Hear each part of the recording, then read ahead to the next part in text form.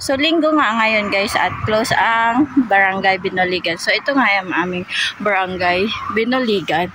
Ayan. So, mayroon doon office at ito yung Barangay Hall. SK Barangay Binuligan. At mayroon din ditong canteen. At yung ano, sa likod niyan ay center at mayroong basketball court. So, ayan. Ayan yung center at may kubo-kubo, may CR at dun sa dulo ay mga purok-purok at kami ay purok dos. Ayan, purok dos at may dagyaw daw.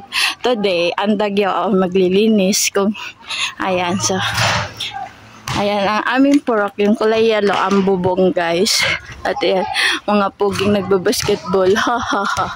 So, magsama na lang kami dito. Ayan nga guys, ang mga purok-purok at kami ay purok dos. Ayan yung purok dos. So, nakalinis na pala sila sa harapan natin.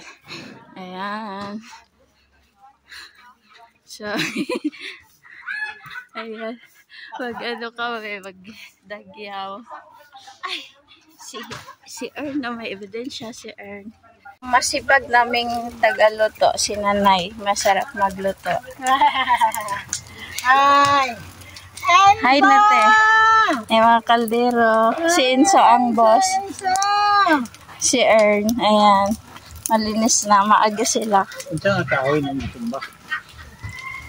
Meron kaming garbage dito. Yung mga nabubulok. Pwedeng sa ano, sa mga halaman. Ayan. So, dito ako sa likod nag-video. Dito. Ayan yung likod ng aming purok. Ay, Enzo! Ano gawa mo? Video-video lang. Sagot mo video-video.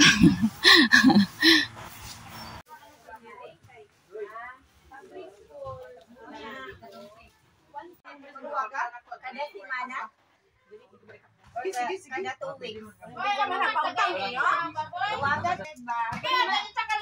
Wala pa mang